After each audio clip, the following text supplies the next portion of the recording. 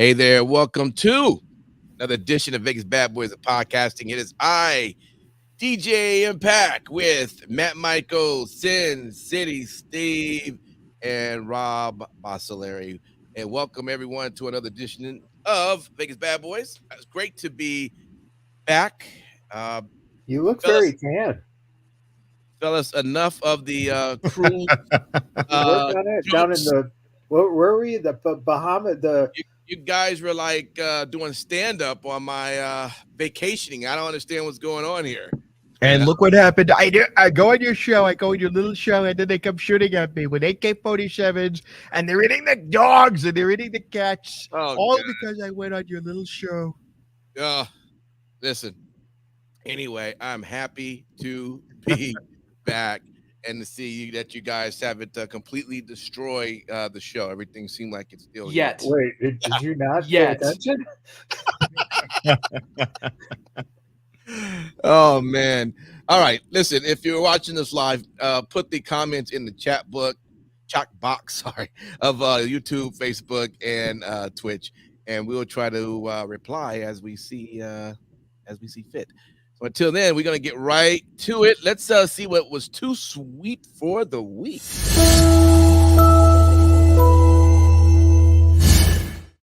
All right, Sin City Steve. One thing I did do this week is watch Dynamite just to see. Really? Yeah, and I was just kind of seeing what was going. Apparently, I was one of the 15 people, I guess, who watched it.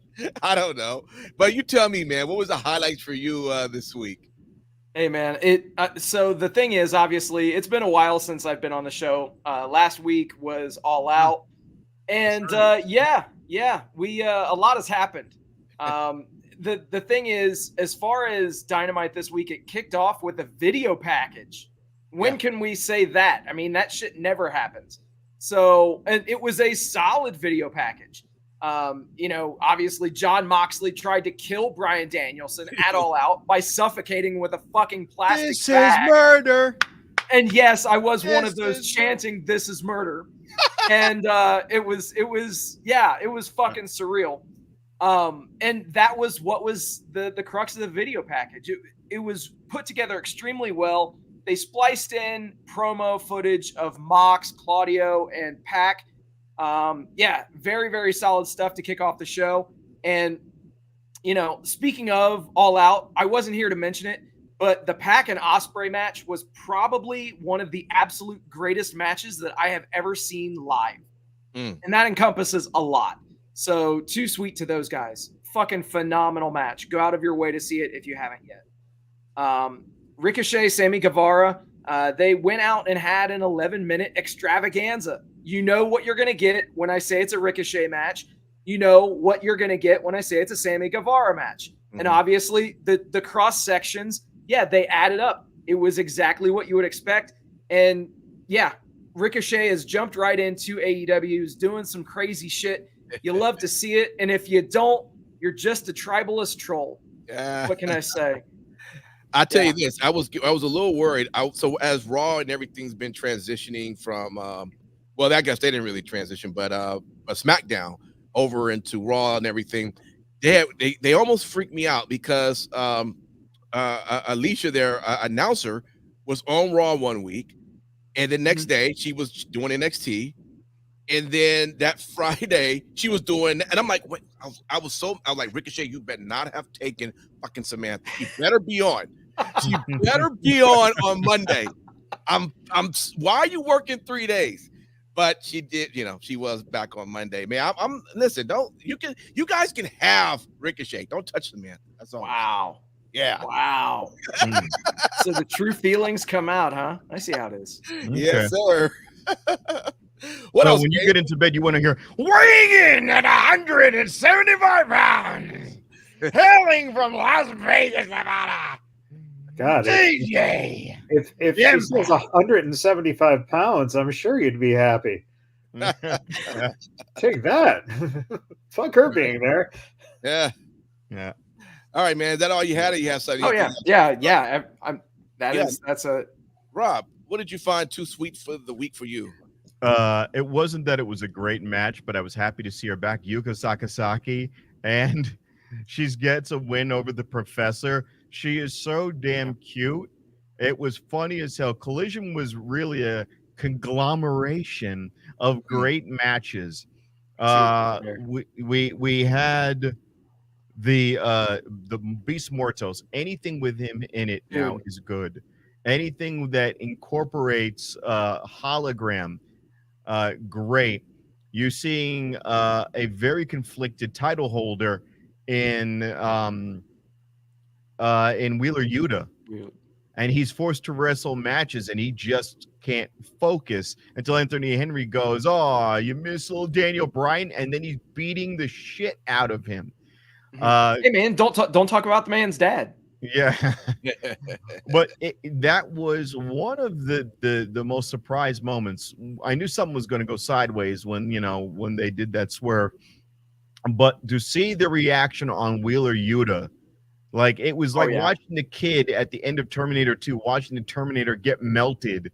It's like, oh my god, you just took away his dad. Goodness. And now he can't even cut the promo. They're asking him, "Hey, what's going on?" I can't talk about it. So they really are doing a good job. Is it super long-term storytelling? No, it's not as bad as having a house be purchased at the beginning of a show and at the end of that same show burning it down. But even that was an attempt at some type of storytelling. Even like, oh wow, look at that. He was nice enough to take all the street numbers off the house. Hey, it was nice of you.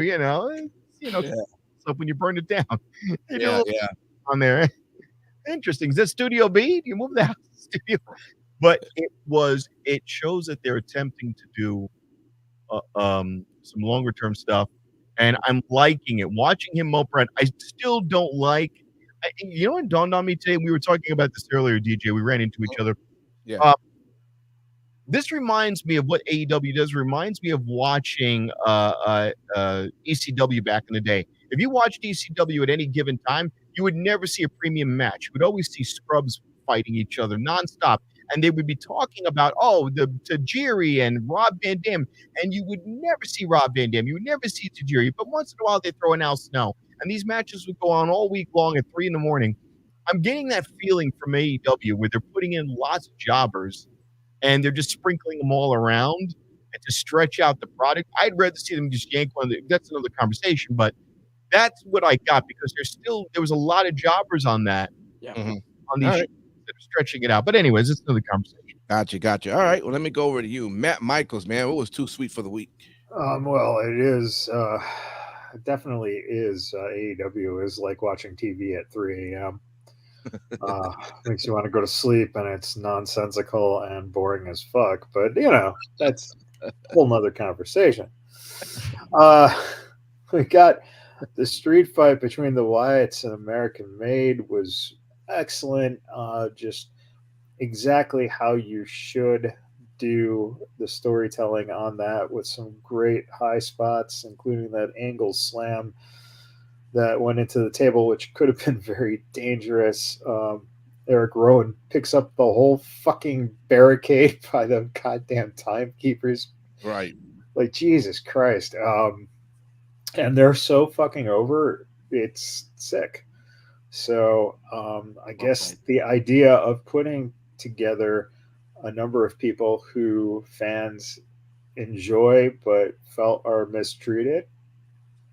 Yeah. There you go. It works. Mm-hmm. Drew McIntyre and CM Punk, for fuck's sake, I hate to say this, but fuck, they're doing their best work. It's disgusting, but it's fucking good. And Drew said this, I was pretty annoyed with CM Punk return to WWE, but I understood business and I understand why it was done. But I found it interesting that everybody started going, oh, it's obvious he's going to be this, or obviously he's going to be this guy. I was sitting there thinking that's a lot of real history here and a lot of real feelings I've got, and I get the opportunity. I know we could tell the most compelling story of all, because no matter my real feelings, I'm still a professional, He's still a professional, and we've been given the platform to show the world what we can truly do creatively. I wonder if Mr. and Mr. Buck should learn something from people. Just saying. I don't know.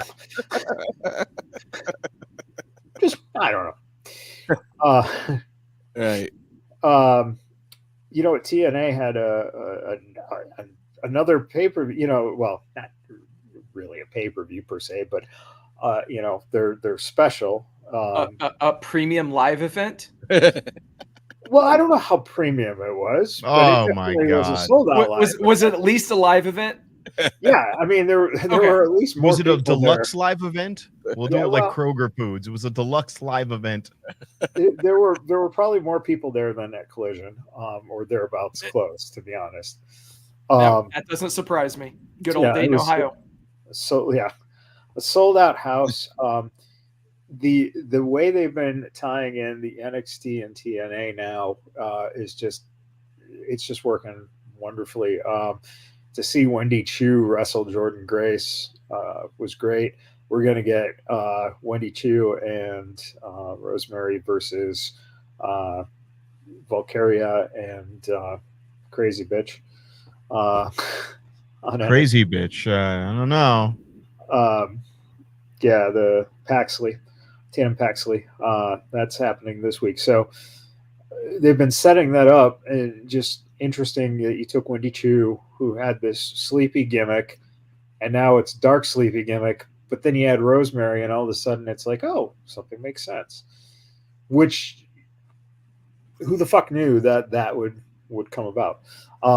Whatever JBL's doing, sign me up, because he came down, helped out Nick, and then yesterday showed up at MLW and helped out their guy over there.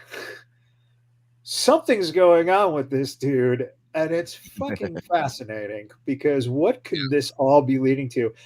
The dude, you know, he still has some kind of contract at WWE, and they don't do shit like this without something in the works. So Yeah, it's going to be interesting. it is.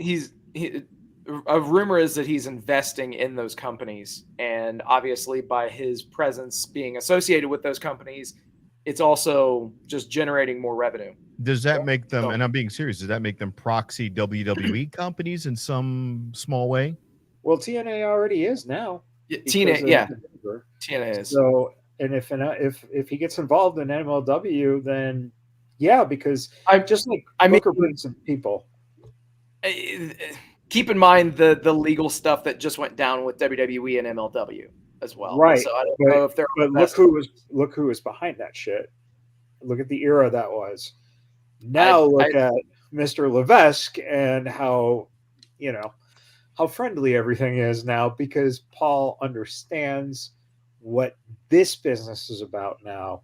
Nick Khan understands what the entertainment business is about. How integrated is the WWE and TNA? Is this a temporary alliance, or is this something that's just beneficial at the moment, and each side is just kind of doing a This is your handshake? last question, Rob, so I can continue with the rest of the show. I'm sorry. Well, you know, it's just whatever it is. I mean, Yeah. honestly, to be honest, the fact of the matter is that they're get out of the idea that these companies are working together because of this, that, or the other. Endeavor has a stake in TNA and the streaming, right? So they're going to have to. No, I mean, of course, got no fucking clue, because the question was stupid. You know, I spent earlier today saying how much I like working with this fucking guy, and now Yeah, you did. All right. Let's move over and see who needs the love.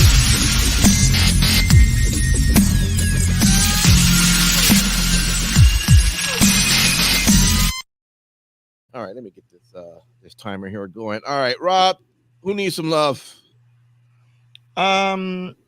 I'll be honest, and it's not that he's been overlooked. He's wrestling, but they don't know what to do with him, and he's being a second banana. What are we doing with Kyle O'Reilly? He kind of just looks like a fucking goofball playing like a pantomimes everything that Briscoe does, and he just looks goofy in the ring. I mean, when he was in NXT, they were trying to dress him up like Orange Cassidy, if you remember, and that was a gimmick they were working off for a while. I don't know if anybody knows what to do with this guy. He has the ability, but he has absolutely no persona unless it's borrowed or he leeches onto somebody else. And you're using him, and you have him in a group of misfits that have no direction. That in conglomeration. Did we just hear the guy who does Trump for a living talk about clinging onto some other personality and using that to get over? What? Goddamn right. At least you fucking admit it. Yeah, fuck right. You know, I get that all the time. Like, so Rob, what happens when this guy's out? What happens if he gets shot? If he gets shot, I wear a white suit. What happens if he gets fired? I do it for 3 more months. Shut the fuck up. I've got Obama in the background, and I'm working on. I'm gonna do a fucking Cat Williams. Okay, these motherfuckers do not know. I will have impersonations for days. All right, let me move over to you then, Mr. Matt Michaels. I knew he was gonna. All right. Tell us, who needs some love out there? I would give some love. I'd give some love to. I give some love to seeing Hammerstone on NXT, and not only seeing Hammerstone, and it was tough because he had to go and essentially try not to feed him to Boba Fett, but they had to have him lose to him. But then you have him team with Jake something. And it looks like this is something they're going to go forward with for a while. So it's a nice combination. I think that's a fucking great tag team. Yeah. It makes all the sense. Yeah. I've already put in for 10% of the name Hammer something. So I think that if he goes with it, he better give me a cut. There you go. But yeah, I think that there's some love there. And you gotta give love to Andrade and Carmelo Hayes 5 times now, I believe. Yeah. And it's still not fucking old. It's gonna be great to see Andrade go against LA Knight. Andrade is a guy that I never liked because he could not get himself over because he couldn't speak English. And here you go. He now has personality, and Carmelo brought that out of him. He brought the wrestling out of Carmelo, and it's fucking golden. So yeah, good stuff there. Sin City Steve, man. All right, I gotta say it. Where is the love for the Outrunners? I mean, these dudes are absolutely fucking over with the crowd. It's unreal. The Collision taping, they had the loudest pop of anybody at Collision. Fucking insane. If AEW handles these guys correctly, they actually could have the underdog tag team that they strap a rocket ship to and boost them all the way to the titles. That would be something that I would love to see. Have a team like the Outrunners come out of jobbing and obscurity, get and literally catch fire, and well, figuratively, I should say. Literally, they've been trying to do that with too many other people on their roster. Right. But in any event, don't want to steal other people's gimmicks. But yeah, figuratively, if the Outrunners catch fire out of nowhere and go on and they face the Young Bucks, they beat the Young Bucks for the tag team titles, I think that that's a great story that they could actually work with. But again, it comes down to if they handle that team correctly.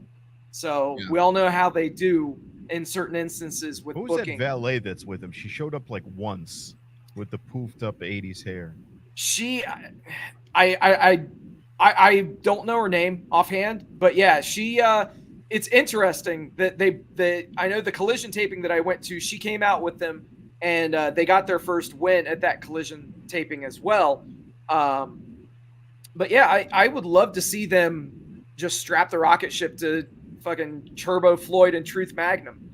I mean, Michaels, you gotta love these guys. They're straight out of '80s WWF, man. Yeah, which is hysterical that the AEW fans are going, well, that's good shit.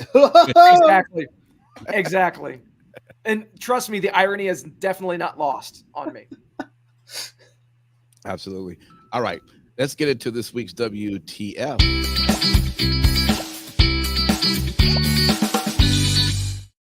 All right, Mr. Michaels, did you find anything this week that made you go, what?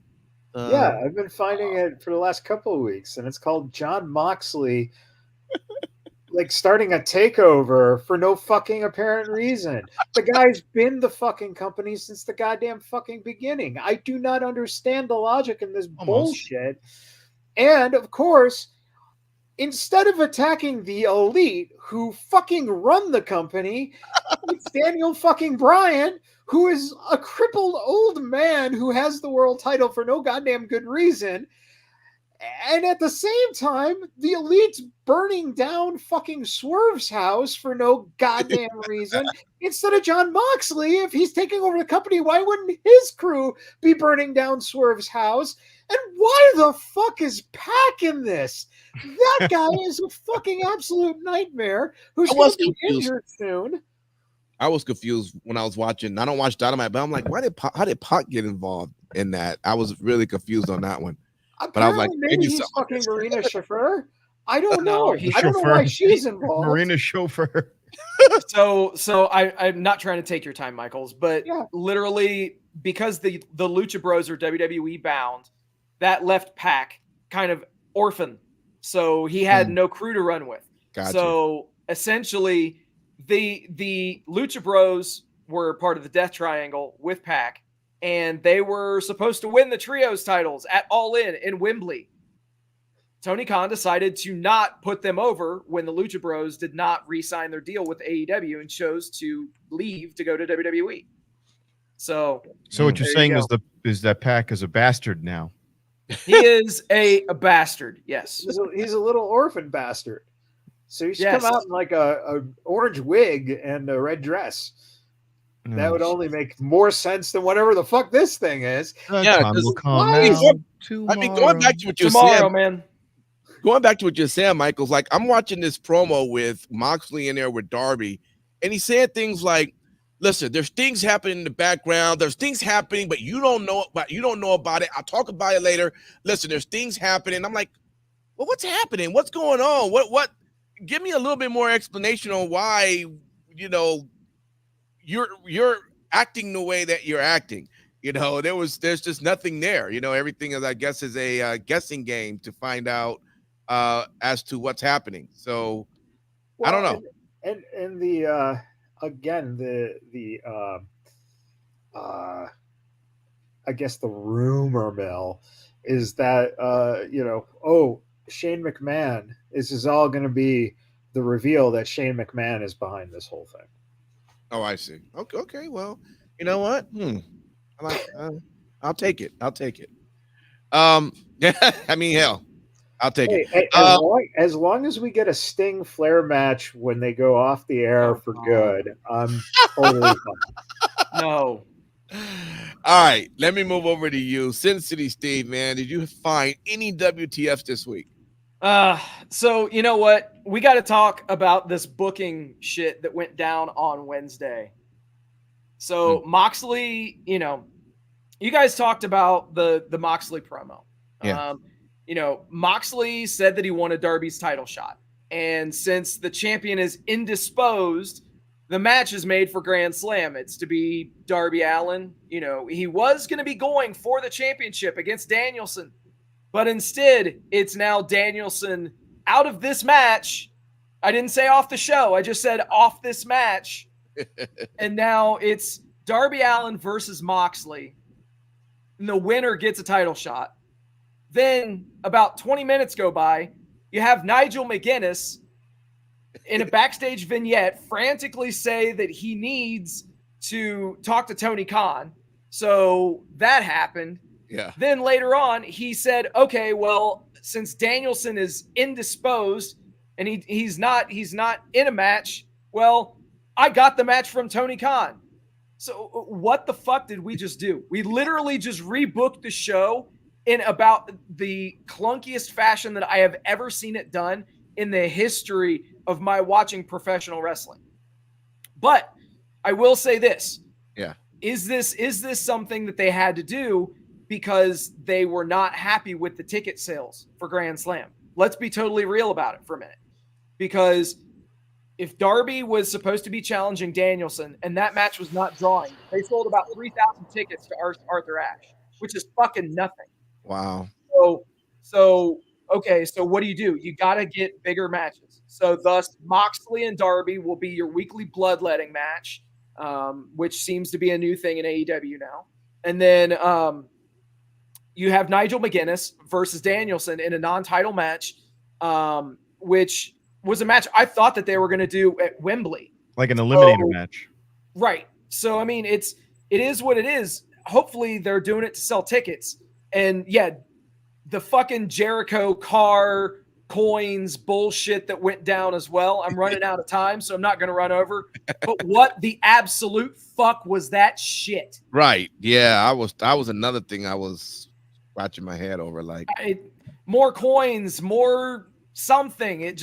It was the lamest fucking shit that I've ever seen involving the destruction of a car. Yeah, it's literally Jericho absolutely basically fucking around and saying how bad the show is by doing absolute garbage on purpose and having the fans go, "This is great. He's so entertaining." It's like, no, Rob, Rob, I'll let you jump in this, Rob. When you was talking to me earlier today, and you were saying, it's crazy that they're not selling a bunch of seats, but they have someone like Jericho there, like a big name, and I had told Jericho's there, and he's been able to keep putting out new personas. The problem is this one is lame, and he's calling back to something that happened 5 years ago, where Orange Cassidy dumped a mimosa on him, right? And he's got this $7,000 fucking dollars. It's $7,000 shitty fucking Las Vegas blazer, and I'm not emotionally invested in it. I don't care. And why would, if Jericho, every persona of Jericho is something new, a new point in time, why would this persona of Jericho, who's supposed to be teaching people, why would he care about something from 5 years ago? Why would he have even held on to this jacket just to have a gripe in a pocket? Like, it's a back pocket storyline that nobody asked for because there's not enough heat on it. There's no build. He pulls this guy out of his ass. He goes after a picture of them when they were when Orange Cassidy was part of the the Best Friends, which none of those members are in the same league anymore. Chuck Taylor's fucking permanently off the shelf. The other one's gone. He's injured. Yeah, but he was gone. Yeah, there's nothing there that happened of any worth to go back and do callbacks, as we say in comedy. Callback being, in other words, I'll lay a seed, I'll put a joke out there, and then I'll call back to it later on. So you're doing callbacks to different stories, and they're not melding together. And you're putting this all with Orange Cassidy as if he doesn't have mic skills to sit there and answer to all of these things at that. What do I give a shit if Jericho's car gets quarters dumped in it? It's not going to do anything. And again, it's the same thing as with the house. They introduced the car at the beginning of the fucking show just to do a callback like 10 minutes later. You didn't build it up. Rob, what the fuck? You're missing the counter is going to be when they're at the arena this week. Okay. Jericho's going to have something like 200 blue blazers drop from the ceiling. I know, but this is my problem. Is I'm not invested in it, and you think about that one, Rob. Yeah, I know. That one. I can't. You cannot build a lot of heart in that joke. Oh yeah, I know. Wow. All I'll say is I cannot get invested in a storyline that you tried to build up in the course of an hour and a half. You got to build up something 3 weeks. If they would have burned the fucker's house down after the kids already moved in, and you see all the kids' toys on the front lawn, and they paste a few fucking unicorns or some kid drawing on there, and you see that there was a family living there, then I'm like, oh my god, that's fucked up. You burned down somebody's house, No. Well, Oh, there's a listen, car. it's Hangman Who cares? Page. We're lucky that there wasn't an actual cross burning on the lawn. Oh, geez. Jesus Christ. Just saying. All righty. Hey, Virginia's for lovers. Let's see Lovers what of the y'all clan. are looking out for. My Lord.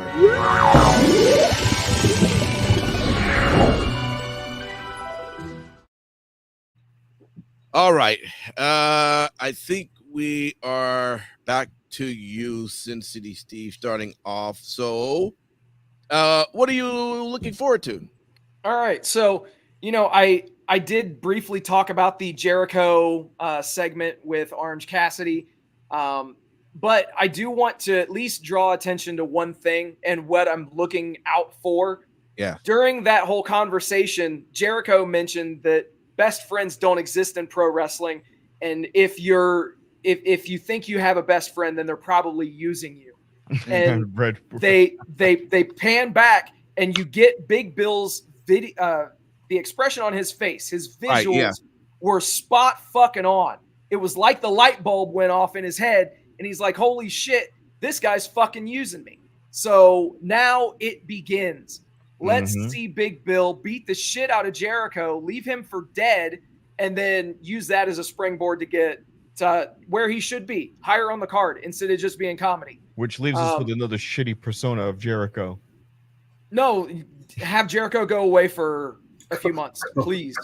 Coma Jericho? Sure. Whatever needs to happen. Assisted living Jericho. Assisted living Jericho. So I'll say this. They are doing a bit more teases with vignettes and things like that. And I love it because they've teased Stokely Hathaway, scouting tag teams. He was watching the tag team gauntlet match from the front row. A vignette ran where he was in an office watching tag team wrestling DVDs. It's obvious he's going to be managing a tag team, but which one? I think Matt Michaels would love this tag team if they choose to go this route. I don't know. Maybe. Okay. If hanger. You know what? Let's go right. Well, you know what? Nah, let's go to you, Rob. Tell us, what are you looking out for? With this whole Moxley bullshit and the Marina Shafir, I'm assuming that there's got to be the word on the street is, like you were alluding to comically, that it could be something to do with Shane McMahon. But you've got to do something with it. The whole idea that you have a tag team that does not have Moxley in it, but has Pac in it, means that you're going to have to get rid of Wheeler Yuta. You're going to have to bounce Wheeler Yuta, and he's going to go full babyface, and he's going to have to either one of two things are going to happen. Either he's going to have the back of Bryan Danielson when he shows up at Arthur Ashe, or he sets him up for a bigger fall and fucks him over. Because you could easily just go, oh, yeah, that was an act. I was crying. I'm going to kick him in the back of the head, and that'll be it. And I killed his career. I did this so I could say I was the one who killed his career. But I'm definitely going to that. As for this whole Terror Twins thing, they need a third person. They need somebody, because this idea that they're going to run out every week and they're going to go, I know what's going to happen to me next, and then they get the shit kicked out of them week in and week out. They need a permanent person, and it cannot be an Uso. They're going to have to get a third person in their ranks or figure this out. And it'll be interesting to see what happens there. New Day, I don't know if they try to find a way to break New Day up again. I don't know what they do. Maybe they do it without the whole Odyssey Jones angle and just go, fuck it. You still haven't gotten anywhere. So fuck Kofi Kingston. We're still going to press on you, Xavier Woods. We still want you to get the accreditation you deserve. And then, of course, they'll use them like anything else. But I think they'll still go that route without the Odyssey Jones angle. They'll just kick the shit out of Kofi Kingston. Okay, all right. Man, Michaels, what you looking forward to, man? Bad blood or something, or what? Absolutely. A Hell in a Cell match between Drew and Punk. Let's That's go. going to be great. It's going to be wonderful. That's a great build-up, and it's going to be interesting to see if Punk can not get injured, to be quite honest. Fragile Phil. Yeah. Mm-hmm. That's going to be a huge thing. You're also going to be seeing how this Why didn't they make those T-shirts? Fragile Phil t-shirts. Yeah, you think you would have made one? No, you know what? They got the better one with his fucking dog on it now, which is fucking amazing. Like, talk about like how you fucking just you can make money because you can just fucking do anything on WWE and they just fucking brand it. There's a shirt. Here you go. Fucking Larry.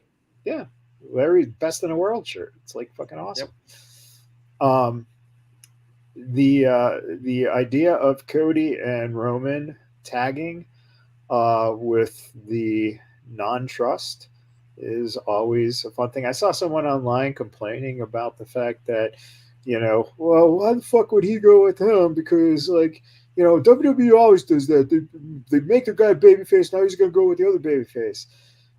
But yet there's tension there, and the guy overlooked the whole idea of the fact that they don't want to fucking tag, but they kind of were forced to because they got pushed into it by the bloodline. So, but again, it's setting up a bigger story. You're getting somewhere else with this, and that's the whole thing. Once again, longer storytelling means that shit just doesn't happen right away. So, and kudos for Jade Cargill still being a tag team champion. She hasn't blown it yet, so give her another week. Like her hamstring. Jeez. Yeah, Pump kicked and fucking had a. So come on, just give me one clean match, okay? Just somebody finish her clean. Do it like a porno. I just want a clean finish. Oh boy. Yeah. Well, she'll finish clean. You just jerk. Oh boy. All right. Let's get into our last little segment here, Best in Show.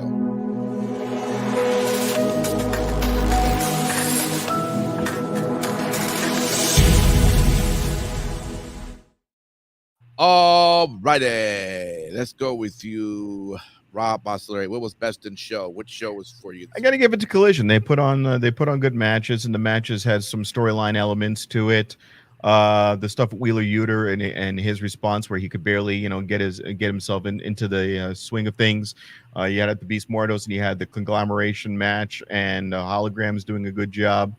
Again, I said it before. I was really saying earlier, the Yuka Sakazaki stuff was just tremendous. I love seeing her in there, and she performed well.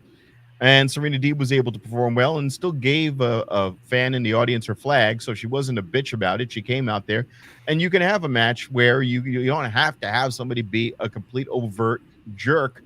They can just have a professional match and two people wrestle well. Yeah. And everything that's happening with the with Mariah May, great. She's taken the spot on well of becoming an excellent heel, a believable heel, and she's performing well and doing what she has to do. They had all the elements that you needed for a good show. I'm sure there was only 15 people in attendance, but fuck it, you got them, future stars of wrestling crowd, but I'll take it. When they come over here, I'll watch it. All right, no doubt. Let me go over to you, Matt Michaels. Best in Show for you this week. USA Network. 3 nights. Yeah. Can't go wrong. Raw's going back down to 2 hours for the rest of the year. Holy hallelujah. For 3 months. I agree with that too. For 3 months. That's about time. Yeah. Well, I mean, that would be great. Now if Dynamite could just go down to 20 minutes, everything would be great. I mean, that's how much wrestling's on an average episode of Monday Night Raw anyway, so 20 minutes. Yeah. It's gotten a lot better with Levesque. We're at 25 minutes now, Steve, so stop it. All right. Let's go. In fact, we hope you enjoy the 2 matches we have tonight. The rest will be video packages. How about you, Sin City Steve? What is Best in Show? So for me, it was AEW Dynamite. Yes, the rebooking of Grand Slam was clunky as shit, but outside of that, it was a very fun 2-hour show. The thing that I want to just mention really quickly, Rob, I know that you just talked a lot about the women's division. We talk and have given the women's division in AEW so much shit, but with the two matches that we saw at All Out, the Mariah May Tony Storm and the good. Willow Statlander match, Well, their yeah. women's division is executing at a higher level than, dare I say, they ever have, and they're stepping it up. So we've given them shit. We should give them props. And AEW Dynamite. There you go. All right. Yeah. Well, just ask Chris Statlander's vagina about how thumbtacks fell out afterwards. Oh my. Yeah, man. Yeah. Ridiculous. Willow can't fucking wrestle, so let's just have a fucking street fight with that fucking piece of garbage. Wow. Oh wow. I'm not a fan of her. Tell us how you really feel, man. Yeah. I've never been a fan of hers. Never. Oh, Statlander? Horrible. Horrible. Well, Willow I or never Stat? dedicated 20 episodes to saying I wanted to bang Chris Statlander, so she's not getting any help from me. Statlander's great, but Willow, fuck her. Oh, he's not a Willow fan. Oh, you're not a Willow fan? Yeah. No, Okay. Statlander I like. I've always liked Statlander. Even when she was an alien. Remember that, Steve? Yeah. Yes, I fucking do. Yeah. Well, all people from Long Island are aliens. I mean, to some extent, And apparently have thumbtacks in their cooch. apparently. Oh man. See, now, Oh. see, this is the problem. WWE would have those fucking thumbtacks up on the fucking website for sale in a fucking little bag for fucking 25 thumbtacks that were in the cooch for like fucking $50 a crack. All right, who wants authentic Willie Nightingale bloody thumbtacks? It's too bad Don West is no longer with us. Oh, jeez. We got a bag full of thumbtacks from her vagina. R.I.P. to the real one, Don West. God. Yeah, Oh, man. God. Hey, listen, let me shout out everyone. Thanks for hanging out with us if you was part of the live stream. If not, if you download the podcast, thank you for listening to that as well. We appreciate you. And we'll be continuing doing this as we always do. All right. Final thoughts, guys, for the week. I'll start off with you, Sin City Steve. What you want to tell the good folks out there? All right. Hey, thank you guys for hanging out with us tonight. Thank you for liking, sharing, subscribing, doing all the stuff that you guys do. We appreciate each and every one of you. Also, very special shout out to all the brave men and women serving this country, whether you're doing it on lands foreign or domestic. Thank you for doing what you do so that we can do what we love to do. And last but not least, repsports.com, reppsports.com. Go there for all your pre-workout, weight loss, and general energy needs. Again, repsports.com. Use promo code Vegas at checkout and save yourself 15%. No doubt. Rob, where you going to be at this week, man? Let's see. I want to say the 30th, I should be at Backstop Comedy Club. On the 25th, I don't have the location yet, but you check out my site. I'll have that. October 5th, I will be at LA Comedy Club for WrestleMania, where it will be Kamala versus Donald Trump, provided Donald Trump is still with us. If he's not, I will be appearing in a white suit, covered in patches. Because this is like getting every other week now. He says something dumb, and then he gets shot at. So. God forbid he talks about these people, they're zombies, they're cannibals, they're sending cannibals from Mexico. Someone's going to take a shot at him. So, this is. Jesus. We are going to have to at some point come to one of your shows, man. We got. They're eating the dogs. I mean, as a group, Vegas Badboyz support Rob Bossoleri. You got to be funny that night, though. All right, can't embarrass. A lot of people, a lot of American folks say that there is for their money. No one better in the game. That's what they say. They call it the game. It's like Triple H. Got to play the game. We play the game very well. Is For that America. your Rock impersonation? The Rock says, "No, you're rolling. Shut your mouth, Michaels." Wow, that You was guys awful. That was so fucking He's bad. still working on it. He's still working on The it. Rock, I didn't. You I can didn't- follow him at Boss Comedy, where you can find out. You got to be in the Las Vegas area, of course, to see him, or for LA Live. He's got coming up. He'll be in LA. Yeah, So, no, I was going to be in Lexington. I will say this real briefly. If you do want to book me for a show, and you want to have me come to your city, I can. But it's got to be like at least 3 weeks a month out so I can get accommodations set up. Somebody tried to do that and they gave me 1 week to prepare. That's insane. So, but I don't mind traveling to see where you are. Okay. See where you're at, I should say. No doubt. Okay. Matt Michaels, how about you, man? Rob does have an anti-NXT segment during his comedy show. So you got to check it out. He gets more bookings than most AEW talent on AEW TV. Yes, that too. So pretty much. Wow. Hey, I saw at one of my open mics. I was practicing some material at Austin Aries. Oh yeah. I could see that. Austin's He around. came- He's done stand up. Yeah. Yeah, and I was at an open mic to practice, and there I'm like, oh wow, is that an Austin Aries tattoo? Well, how did you get that? And the guy goes, because I'm Austin Aries. And I was like, what the fuck are you doing at a dive bar on Maryland Parkway? Oh shit. That's bouncing probably. No, he's not tall enough for that. Oh boy. All right, John. How do we feel about JVL showing up everywhere? Amazing. It's fucking awesome. Yeah. And we want to see where this is going. I want him to have long hair and a goatee and sit there with a cigar being like, I want to see Acolyte's APA back again. Hey, well, we did see Ron Simmons and Teddy Long on SmackDown in the audience. So it would have been great if JBL was at TNA, but it would have been great to see JBL kind of show up at SmackDown. Who knows what the fuck's going to happen, but he's coming out in that goddamn long coat. He's more of a real fucking cowboy than Adam Page. Okay? What the fuck is this cowboy hangman Adam Page bullshit? Fuck that dude.